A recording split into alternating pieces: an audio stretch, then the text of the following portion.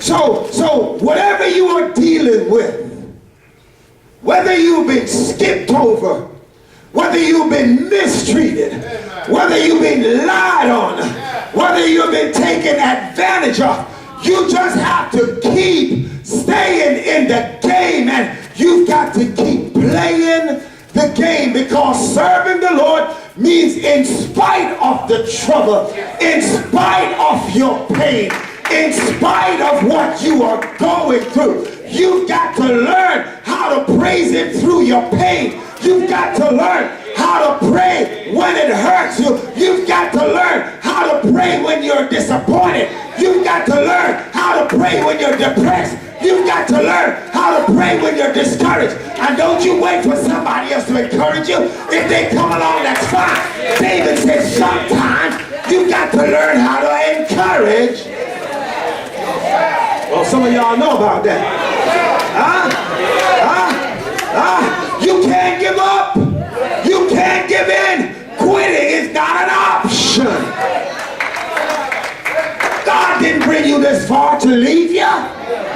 He said He'll never forsake you or leave you. David said, I was young, now I'm old. And he said, I've never seen the righteous forsaken or his seed begging bread. Yeah, you're going to go through some stuff. But here's what the songwriter said. He said, I've had some good days. I've had some hills to climb. Oh, I've had some weary days and some sleepless nights. But he said, when I look around and I start to think things over, he said, all of my good days outweigh my bad days. So I won't complain. He said, sometimes a cloud hang low and I can hardly see. He said, I asked the question, Lord, why so much pain? Why? I know some of you are asking that question. Why so much pain? Songwriter said, but He knows. He knows. Sometimes the stuff you're going through, God is setting you up so you can get somewhere else.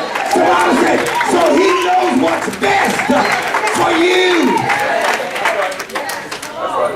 And even though you can't see it, what you ought to say is, say thank you. Oh, I wish you would open your mouth in the midst of your trials. I wish you would open your mouth in the midst of your struggle and just start saying, thank you, Lord. Thank you, Lord. My money is funny, but thank you, Lord. I have some pain in my body, but thank you, Lord. They're talking about me, but thank you, Lord. I won't complain. God's been good. Everybody say, God has been good to me. Jessica, say, God has been good to me. More than this world or you could ever be. So I'm going to say thank you, Lord. Thank you, Lord. Thank you, Lord.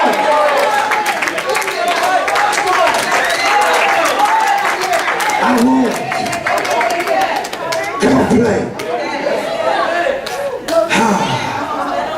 So I must live and acknowledge my feelings, but I must also learn from my failures. I must learn from my failures. Verse 12 says, teach us to count our days that we may gain a wise heart. We have to learn from our mistakes. Don't keep going around that same mountain for 40 years. Learn from our mistakes. You know, in the midst of the game there, you have halftime and coaches call timeout because they have to make adjustments. If it's not working in the first half, we may have to sit Big Ben down. And if he ain't doing it, Jessica, so halftime they go in and they make some adjustments. They look at pictures, they look at the film, they did something, and they come back out and make an adjustment. Amen? And so we've got to, every now and then, we got to stop. And we got to assess our life. We got to figure out why I can see what belongs to me, but I can't get it. We've got to make some adjustment. We've got to set some things aside. We've got to put some things behind. We've got to learn from our mistakes. And we've all made some mistakes. Drop some passes, fumble the ball, miss some blocking assignment. But we still got to play the game. One songwriter says, I'm pressing on the upward way. New heights I'm gaining every day. Still praying as I onward bound and said, Lord, plant my feet on higher ground. If you have slipped and if you have fallen, get up and keep pressing your way. Let the Lord plant your feet on higher ground. The writer said, Lord, lift me up and let me stand by faith on heaven's table land. A higher plane that I have found. Lord, plant my feet on higher ground. Life is short, make it count. Live, acknowledge your feelings, learn from your failures, and I must learn, I must lean on my faith, lean on my faith. Verse 16 says, manifest your work to your servants and your glory upon your children. Moses prays that, listen, Moses did not pray that that God would change his circumstances. Moses didn't say, God, you're not working. Moses said, Lord, help me to see how you are working. Listen, whether we can see what God is doing or not, God is working for your behalf every day. Amen? God is working. So it's not just based on what you see. That's what we were singing about this morning. Faith is the substance of things hoped for, the evidence of things not seen. Amen. Proverbs said we ought to trust in the Lord with all our hearts and lean not on our own understanding and always acknowledge him, and he will direct our path. Faith is not about sight. Faith is not what you see. Faith is not what you hear. Faith is not about your circumstances. Faith is about who you serve. Faith is about God. That's why we said if he hasn't done anything else for us, he has already done enough. Because the fact that he died for me, that I don't have to die, that's more than enough. That's right. Amen. And all we've got to do is look at God's track record. And we ought to just bless his holy and righteous name. Paul says in 2 Timothy 1:12, he said, for I know whom I have believed and am persuaded that he is able to keep that which I have committed unto him. If you have committed your life unto him, listen, you don't have to keep yourself. That's where Christianity, sometimes we're so confused. Because we think when we give our lives to Christ, then it's up to us. Oh, if I do this and if I don't do that, then you know, if I sin today, then I'm dead and I'm gone. Listen. He is able to keep what you have committed to him. Amen? He is able to keep. You got to do what the songwriter said. You got to learn how to lean. Learning to lean. Learning to lean on Jesus. Finding more power every day. You've got to learn how to lean on Jesus. Don't lean on yourself. Don't lean on your wisdom. Lean on Jesus. Life is short, folk. Make it count. You got to live and acknowledge that, you know, the stuff that's going, you can't ignore that. You got to learn from your failures. You got to lean on your faith. And then finally, I must look to the future with hope. You have to look to the future. You need to know that your future is better than your past. Oh, some of y'all don't believe it. Your best is yet. If you are not living with the expectation that your best is before, if your best is behind you, let's just go ahead and get a casket and put you in here now. If your best days are behind you, then why are you living?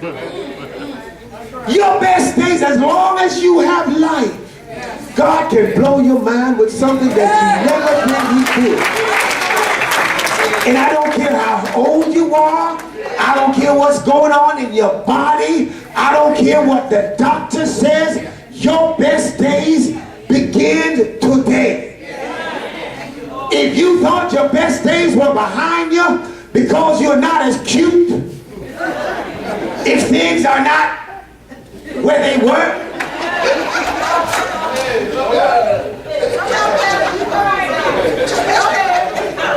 I go there, Jackie. I'm fooling with you. But your best days are ahead of you. That's why Moses closed the prayer in verse 17. And he says, prosper, confirm, establish your work in our hands.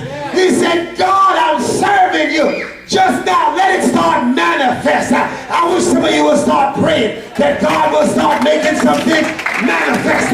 God will start confirming what you've been praying, that God will establish His work in your life, that God will establish His work in your hand. He said, oh, prosper, confirm, establish your work in your hand. Listen, the things that you've been praying about, if you are obedient and you walk in the place where God has called you, God will do exceeding abundantly above all that you could ask or think.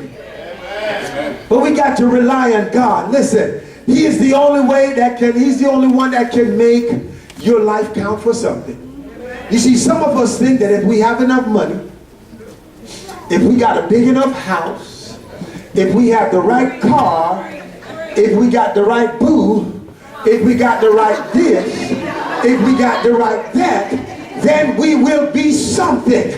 But I'm telling you right now, the only thing that's going to make your life count is if you live it and serve the Lord. And when you live your life for the Lord, then what He gives to you, He will give you success. He will give you victory. It may not always look like what the world calls success, but God will do for you what the world cannot do for you. So don't try and do it yourself. Let the Lord do it. Let the Lord do it. Amen. So, you know, some of you, my seasoned saints, if you are here, you know, some of you are suffering some pains and you know, more of your days are behind you perhaps than is in front of you. But you still need to trust the Lord. You still need to trust the Lord. Some of you been hurt, yeah, physically and emotionally, but you still got to learn how to lean and depend on the Lord. Amen. Life is short. It is precious, but we've got to make it count.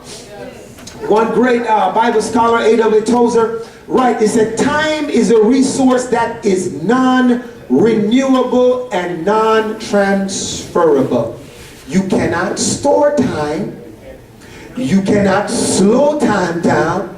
You can't hold time up. You can't divide it up or give it up. You can't hoard it up or save it up for a rainy day. When it's lost, you cannot recover it. When you kill time, you know how we like to say we killing time? Remember that time has no resurrection. So when you fool around talking about I'm killing time, remember that after you kill it, don't be praying for no resurrection, because you can't get it back. Amen. And if you got something to do it today, do it now.